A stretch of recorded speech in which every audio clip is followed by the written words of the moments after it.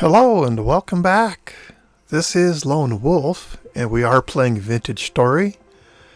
And we're playing on the Crystal Seas world hosted on Ara Fury. Thanks for joining me today. In this video we're going to take a look at some of the progress that I've made since last we were on. And kind of get up to date with things. I hope you enjoy this. I've done an awful lot of work since my last video. And here we're watching some of my friends acting the way they act. This isn't part of what I had planned for the video, but hey, this is real time, baby. So we've got a wolf chasing some sort of muskox and another wolf chasing a rabbit. Muskox has worked its way out of the water. Now he's back in. Jeez. Now he's letting himself sink.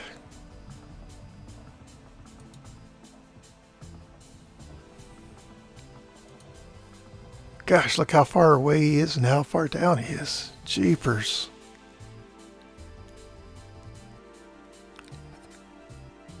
That's the wolf that was chasing the bunny rabbit, I think.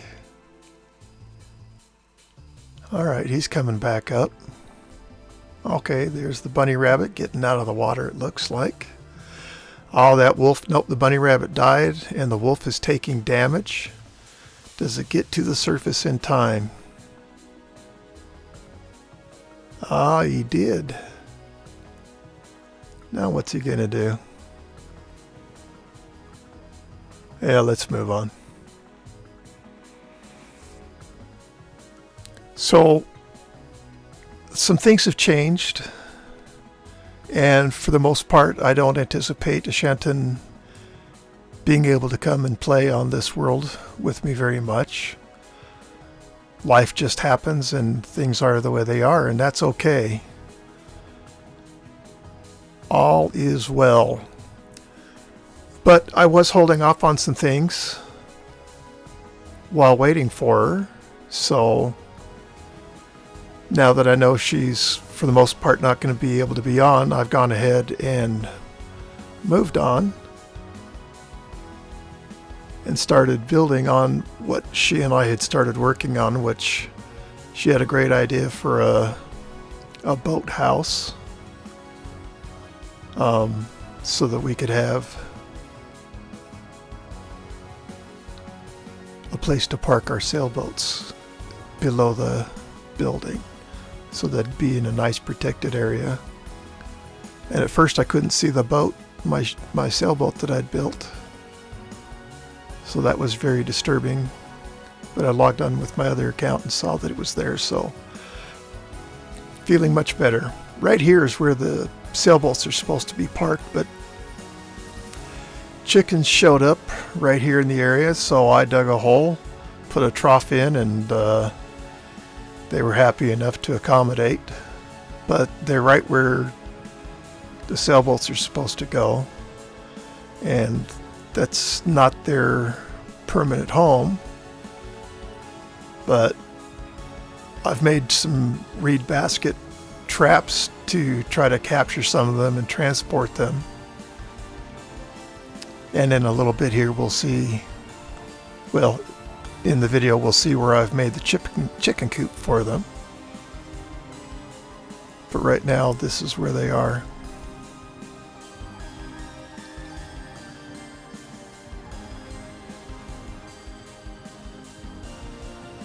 Alright, so there's the traps that I've set down. I'm not familiar with their use. I've tried to use them one time, but this is the actual chicken coop that I've made for them, and you can see that I took the mountain out to accommodate this chicken coop. One of the things that I learned from playing on Riverlands with Ashanton last time was that chickens do better when they're undisturbed or disturbed infrequently. And so I set this back into the hillside and when I'm walking around I won't be near them. I've gone with the same stick layer roof that I had on Riverlands. I thought that was really nice. It lets some light in but protects them completely.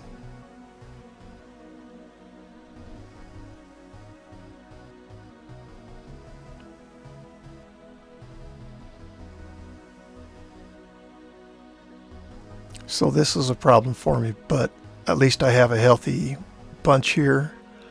I do have a challenge with the chickens of being able to identify what I'm killing, and I have been known to kill the rooster and end up without a rooster, and I did kill one, but we can see that I have one here.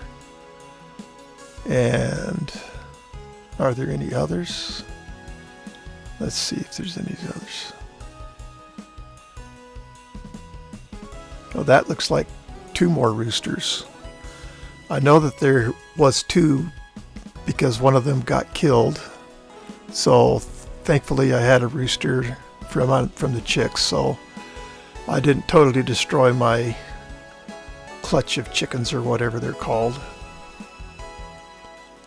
So when Shanton and I were starting on this, all we did was put up a frame.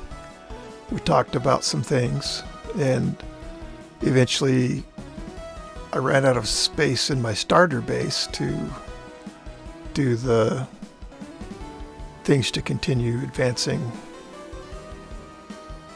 in the game here.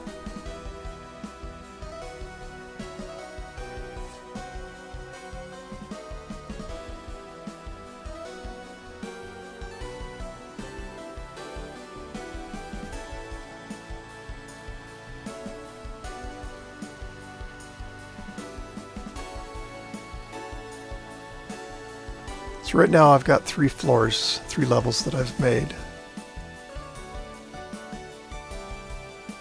And you can see that we're not far from the original starter base. And I finally have things moved out of here into the more permanent base. I've left the decorations and trophies in here because I don't know where I'm going to want to put them, and this was the storage room, so that's a lot of work to move your stuff. Thank goodness it wasn't very far. And I think that's a pretty good looking structure there. I had been going with a different block for the sides, but I'm happy with what I've chosen here. I think the colors work pretty good. This is what I think is going to be the living areas.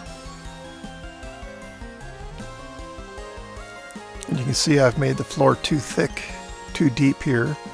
That allows me to put the pit kilns in here. And you can see I've got my fire bricks in here as well. So I've got room up here to make bloomeries and fire them up, and barrels that I've been using for salting the meat, curing the meat. But I can do other things with those. I've tried to light it up fairly well. In here I've got 2 chandeliers, and they do pretty good. There probably needs to be some more light in here, but I don't get drifter spawning in here too often, but it certainly is not drifter proof. I've also got the storage up in here. Got some windows in, and up top here we've got our windmill. And I very, very much like the millwright mod that allows me to use 8-cell rotors instead of the vanilla 4-cell rotors. And these are fully equipped with 5 cells on each. With the vanilla, when you have them fully equipped with the cells, they'll only output 100 kilonewtons, but each one of these outputs 400 kilonewtons. So instead of 100 kilonewtons from those 4 cells, we've got 1600 kilonewtons of power. So you get 4 times as much from the wind. So we've got the pulverizer in here ready for automation, but I don't have it connected. And we've got the quern set up for automation, but it's not fully set up yet because I've got to put a chest above and a hopper or chute and all those things to get it fully automated. And then there's the 4 helve hammers, and I just have them disconnected by removing the angled gear. Eventually we'll get transmission and clutches and stuff so to make it a little more convenient, or maybe I'll just suffer through putting a angled gear on or not. We've got our ovens here for baking.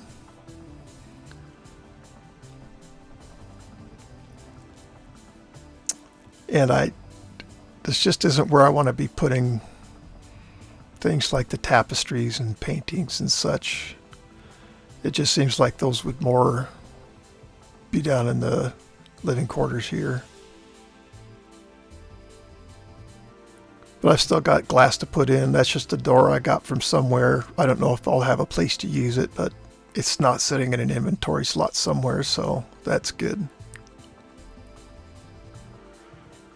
Now, if we go out, you see that I've got this beautiful 3-wide path that I've made, but in order to do that, I had to cut the mountain back, which I wanted to do anyways, because the area just wasn't, there's not a lot of flat area here that isn't occupied with a bunch of pine trees that I don't want to take down.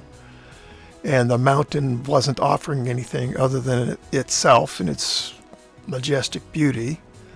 And so I had originally been moving all this stuff just with my pickaxe and shovel, so 1 block at a time, until my friend PB Killer says, "Oh, you're using the stone quarry tool, huh?"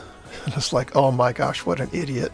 So I made my splitters and all the tools and turned what was a very long, laborious process that all it was doing was producing stones, and well, I want things other than stones, so got that going, and that was a great blessing.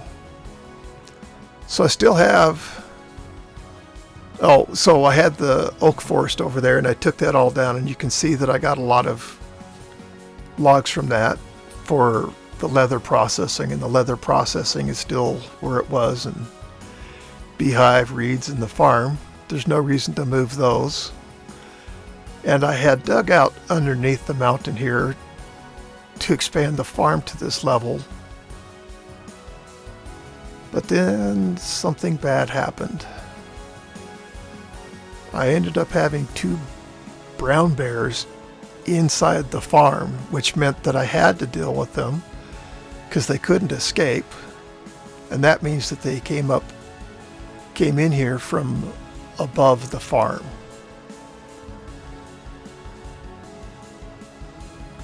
And what was more terrifying was that I saw rabbit corpses in here, and the last thing you want in your farm are rabbits or raccoons or anything else to destroy your farm. And that's why for my block in here that isn't farmland, that's why I have path block, because they don't spawn on that. And they also don't spawn on the cultivated land. So that was an awful lot of work taking that out, but thank goodness I was using the right tools this time. And you can see that I've put a fence up here, and it's a fairly tall fence. It's difficult though when you're on a slope like this. You've got to take that fence and extend it out away from each of the steps so that something can't just, jump past your fence. So you can see I have each one of these extended out. It's a lot of fence blocks, but that's okay. I have lots of stones to make these out of. These are dry stone fences.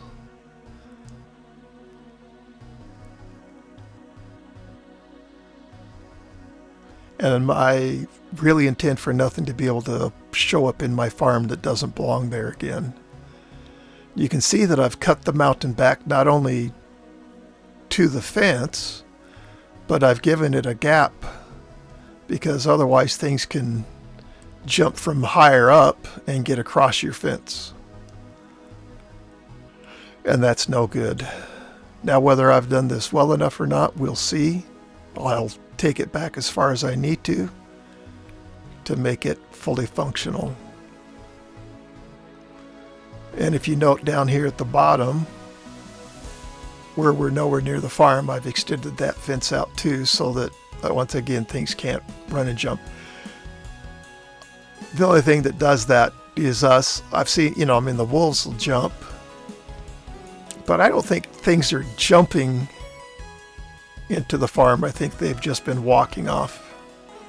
Look at that, the water's kind of come up over the stone path here and frozen. Stone paths are not a full block, so while I don't see the water over the stone path, it is right there, which is a bit weird. I left this ledge. I really shouldn't have and didn't need to, but since it's there, I've had to put fence here. And why do I need fence there? I need fence there because that makes it a block that isn't spawnable. So this is all about keeping things out of the farm. And there's simply no amount of effort that's too much to keep your farm safe. Otherwise, why have a farm? Not making it to feed the wildlife. So that was an awful lot of work. And with the right tools now, instead of having nothing but stones, I actually have rocks. And with the stone quarry tool, you can, depending upon what tool you use to process what you get from using it, you can get different kinds of rocks out of it. Polished or bricks, or you can get stones out of it too. I think those are the three things. So that's the block that I had before. It was a aged ashlar andesite block, but this aged chalk block I think looks much better. Having it just this big massive blue thing, that's not really a good look. So I've been replacing it all. Obviously I haven't replaced it all. The framework is staying the same because that's where we get the contrast, and I think it makes it look nice. Even though I don't have a design bone in my body, that's what I think. So and it's nice to have some glass in here. I'm all about the light.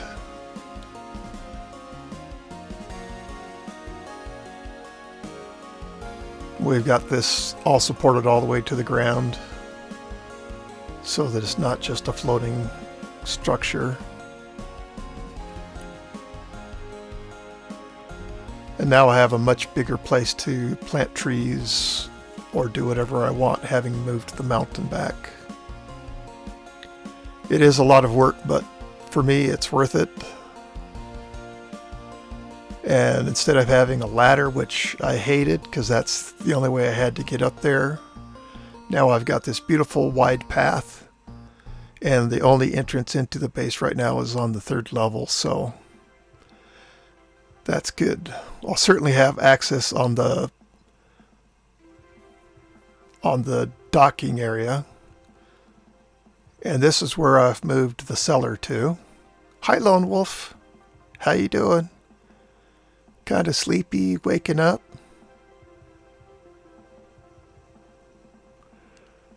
So moving the cellar was important because one of the things that I hate doing is having to run all over creation for everything. I like things in a consolidated area where I just have easy access to it. And so getting all this stuff moved over here just makes my life better. I still have the fire pits over there, and I still have the leather working over there, as well as the berry farm and the regular farm and the beehives. I'm fine with those being over there. Those aren't things that I need access to all the time, but you're constantly needing to get to your food, so having your cellar right next to you, for me, is just critical. It's a no-brainer. But that starter base has served me really well.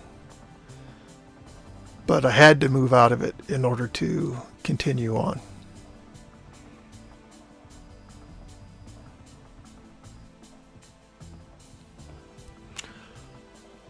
Lots of drifters behind that door. What's behind that door? Oh, what is that? Alright, so I put stone path in here just to help reduce the spawning. It's not really about speed. It's about trying to spawn proof the area so you don't get spawns in here. But I finally have, here it is, year 4. I finally have a cementation furnace made. And I'm processing my very first amount of steel. And what a great step forward.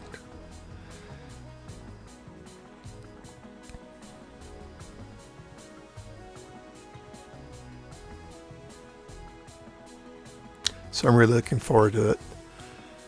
The thing about steel isn't it is such a leap over iron that it is a critical thing to do. You get 2.5 times the durability on your tools, so it's just simply a no-brainer. So through the next door here, this is where I have my first charcoal pit. Again, year 4. And I've made 1 charcoal pit burn.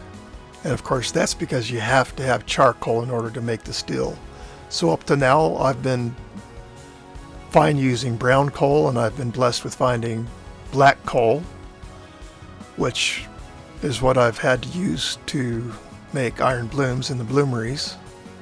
So now I finally have a place to make my charcoal, and that will likely expand. Right now it's a 3 cubic blocks, and I got, what did I get? 2.5 stacks of charcoal out of that. But that also means now I'm in a mode of consuming lots of logs. So this is important, what I'm showing you here. Those are peanuts, and if you've ever watched my videos, any of my series, you'll know that peanuts are extremely important to me personally. They're my primary source for protein, and they have an extremely long shelf life. Rice is the best grain in the game, so that's the grain that I want to be using. And I have not found any cabbage, but my good friend PB Killer was kind enough to come and bring me 32 cabbage seeds, which is great. It's been too cold to grow them. You'll see that the one that says 12, those are actually pineapple seeds. In order to get the peanuts and the pineapples, I had to go down to 42,000 blocks south. When we were discussing making this world, I tried to get across the point that we needed to have a 50,000 polar equator instead of the default 100,000 K polar equator. All of the R Fury worlds up to this point have been 50,000 block polar equators. 100,000 is just ridiculous. It's too far. It makes everything so far apart, and it's very discouraging. The trip that I made to go get those was well over 10 hours in length. I had my raft, and I spent most of my time on that, and the rest was overland so that I could find the materials. So here, I call each one of these sections a plot, and each of those contains 16 blocks long by 2, so that's 32 blocks of high fertility soil. You take 2 plots and you get 64, so each of those rows is a stack of high fertility soil. I make my farm the way I do because for me it's convenient and I like the look of it. I acknowledge that the single soil block surrounded by soil is more efficient, but it isn't what I prefer. So that's why I do my farm the way I do. This is where the sheep were naturally spawning, and so I captured them, and they're doing great. Obviously they've reproduced, so it's time for me to come and cull them again. And working out fantastic for me. I dug that tunnel and put that ladder in because from my starter base this was a convenient way to get up here. But now that I've moved the base, yeah, I don't understand why the grass isn't growing over here. This is something that Tyron changed. I don't get it. I find it annoying. Dirt sitting right next to other grass blocks should just grow grass too. So I don't understand that. Yeah, it's a thing that bugs me, but whatever, it doesn't matter. So I mentioned that this is where the sheep spawn naturally. You can see there's sheep still spawn up here. So I've got lots of volunteers.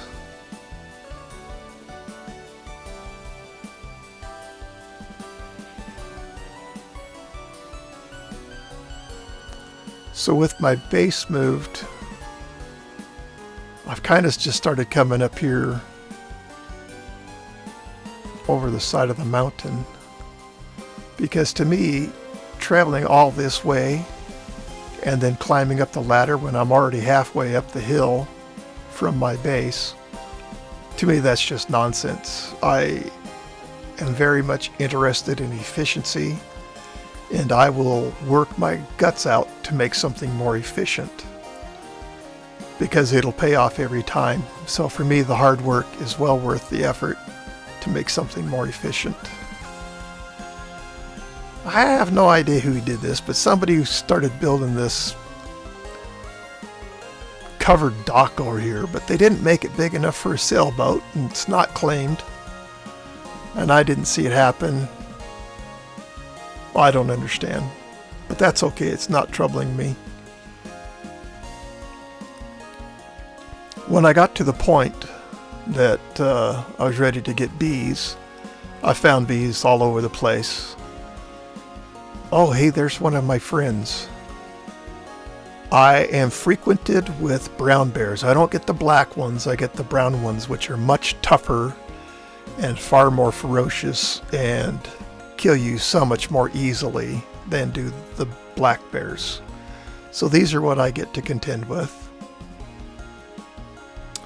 And here I found a beehive in the tree, so I built this platform and put the flowers up here, and I did place 3 empty skeps, and I've taken those and I've replaced them. Oh, look at that. He just killed that ram. Oh my gosh. Now that's something that isn't captured or even seen very often. And he just took him out. My goodness.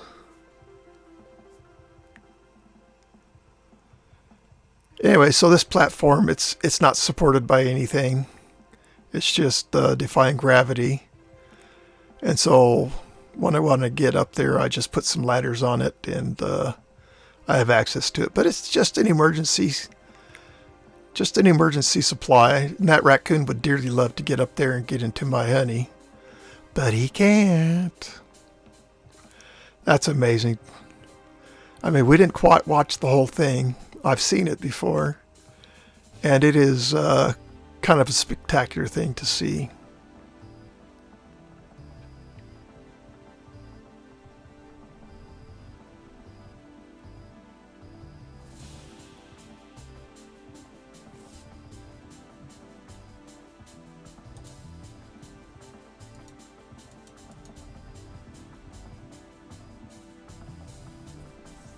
So I've still got all my cooking pots and my crocks sitting out over there. We're not quite finished with the migration to the new base.